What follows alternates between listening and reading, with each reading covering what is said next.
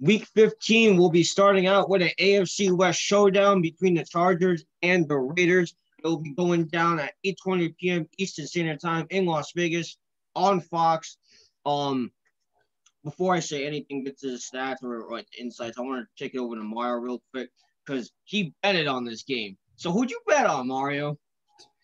I bet on the Raiders to win between 5 and 6 points. Look, I really do think this is going to be a close game, Nate. I mean, I know the Chargers are out of the playoffs, but Justin Herbert's going to keep balling and balling to try to get this Rookie of the Year award. Whether same thing with Justin Jefferson. I mean, like whether those are the top two right now. So whether their teams are in the playoffs or not, they're going to ball like they're going to ball trying to get the Rookie of the Year. It's just as simple as that. On the other hand, the Raiders have playoff aspirations. They still got a chance at the playoffs, and they're really trying to make sure that they don't sink themselves into a hole to the point where they end up in the hunt and end up missing the playoffs within the last week. So, but I will say this though, Chargers do have a lot of upside in this game to win this game.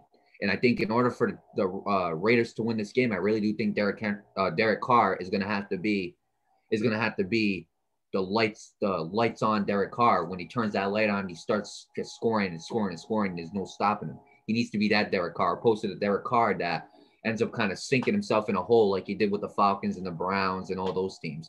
So, but just a couple stats here to help the Chargers. So the Chargers are ranked 8th in offense, and the Raiders are ranked 14th. Then you look at defense, and the Chargers are ranked 9th, and the Raiders are ranked 25th. So, I mean, that's pretty lopsided right there for the Chargers. The Chargers passing game is ranked 4th, and then the Raiders passing game is ranked 14th. And then rushing, Chargers are 16th and Raiders are 12th. So the Raiders do have the advantage when it comes to rushing. Because we also got to remember, another key factor to the Raiders winning is Josh Jacobs. Josh Jacobs, he's a great player. He's a great running back. I think he's a very underrated running back. You know what I'm saying? I don't think Josh Jacobs is cocky. I think he's a very underrated running back, and I think he can do a lot to help the Raiders win. Which is why I think that the Chargers defense is going to have trouble stopping Derek Carr. Is going to have trouble stopping Derek Carr because they're going to be focused on Josh Jacobs because, again, like we say, the running back's job is to take pressure off the quarterback. And when you take pressure off the quarterback ends up doing better things. You know what I'm saying? If the more quarterback passes, the more likely he's probably going to throw a pick because you're throwing more passes. But if the running back is able to take some pressure off of you and you just split the touches like 25 and 25, then it's kind of hard for the Chargers to figure out what you're going to do next. You know what I'm saying? Right. So when you look at that, the Raiders rushing is going to be a key factor. Also, Austin Eckler is a very good runner too. So Raiders got to watch out for that as well. You know how they split the touches between Justin Herbert and Austin Eckler. I will say this though, if the Chargers have a chance of winning, I feel like you could win off of Justin Herbert alone. You know what I'm saying? But I really feel like they have a better chance of splitting it between him and Eckler. Right. You know what I'm saying? Same thing with the Ravens. I feel like you have a better chance of winning if you split it between the Jacobs and Carr. So that's going to be a good matchup right there. Herbert and Eckler versus Derek Carr and Josh Jacobs.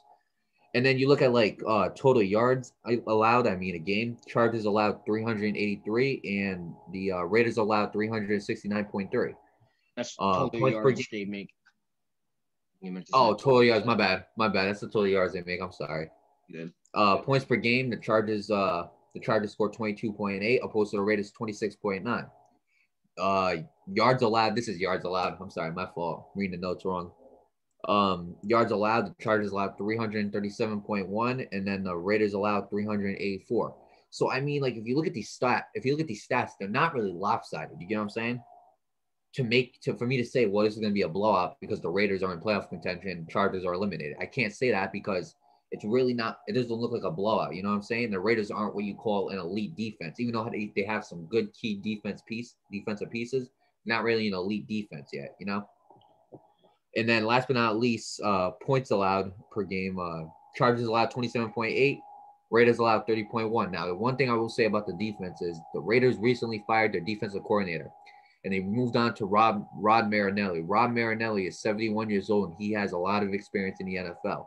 So don't be shocked if you start seeing some positive changes from the Raiders defense this week too. You know, whether it's pressure, I think Justin Herbert's going to have a good game, but whether it's pressuring him more, getting sacks on Justin Herbert, maybe a pick, maybe a forced fumble, something. But I can see Justin Herbert having a good game, but I can definitely see the Raiders defense making it tough for him to do everything that he wants. If you get what I'm saying. Yeah, I get what you're saying. So I mean, with that being said, I got the Raiders winning by like a 5.6 point game. I could definitely see 29, 24, 28, 23, something like that. Look, this is going to be a close game. And I get the Raiders fired their defensive coordinator. And even after all of that, I still have the Chargers winning by a field goal. So I think it's going to be 34-31. I'm going to keep it real with you. I think it's going to be that close. I think both teams are going to ball out. Just like there was a game that was, just like the Ravens and the Browns game, I think both teams are going to ball out like crazy. Is it going to be as crazy as that game? No, but I think they're going to ball out like just as equally crazy, if not then even more, which I doubt, because that was probably game of the year right there. With that said, let me just get to some insights real quick before I continue on with my opinion. For the Raiders, their defense has allowed 37.5 points per game since week 11, which is the most in the NFL. That's something you got to look out for. Even though they got a new defensive coordinator, they still got to deal with that stat and lower that. The Chargers are 3-7 in one possession games this season, which is tied for the most such losses and games. Oh, remember they've had it close. They had it close with the Raiders the first time. They had it close with the Buccaneers, the Saints. They had it close with the Panthers, the Chiefs. They had it close with so many teams, and yet out of all of those, they only managed to win 3 of them. So that's something they got to look out for too. Another one with the Raiders, they're averaging 26.9 points per game this season, which is something we already mentioned. The Chargers are 9-20 since 2019. Only only the Lions, the Jets, the Jaguars, and the Bengals have a worse record in that span.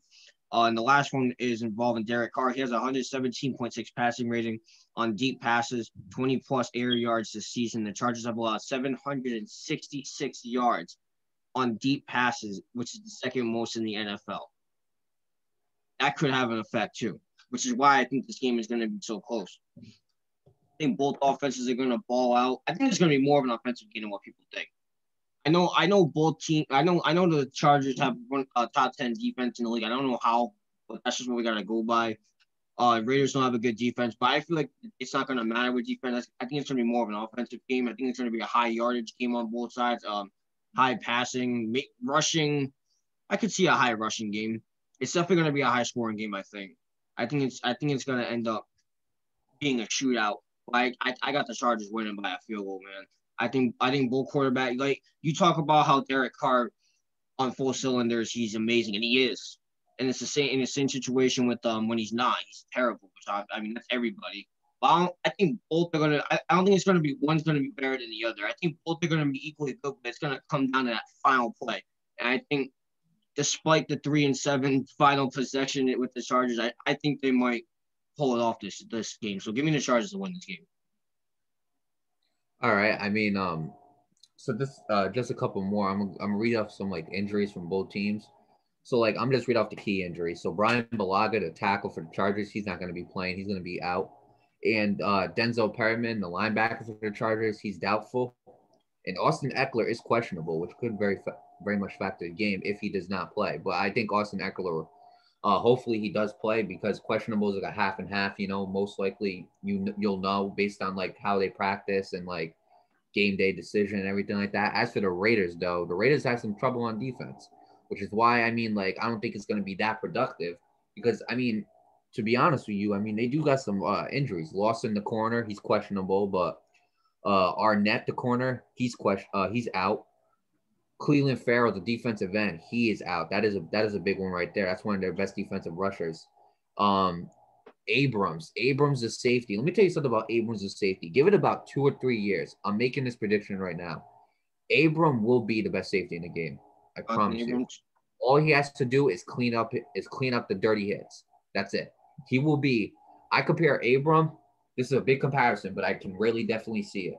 I compare Abram to Jamal Adams. If he cleans everything out, he will be the next Jamal Adams. Him and Jamal Adams will be playing at the same level in the same similar ways. And last but not least, Morrow, the linebacker for the Raiders. So, I mean, equally, the injuries kind of equal up, in my opinion. I think the Raiders suffer a little bit more in injuries due to the defense that is injured, or the defense that is out, depending on what they're out for. But honestly, I can definitely see like a 29-25 or 29-24, 28-23. Around there, I can definitely see it. But I do think this is going to be a very good Thursday night game. Yeah, it is probably going to be one of the better ones that we've seen this year. And again, just a reminder, this game is on at 8:20 p.m. Eastern time on Fox, so make sure you go check it out.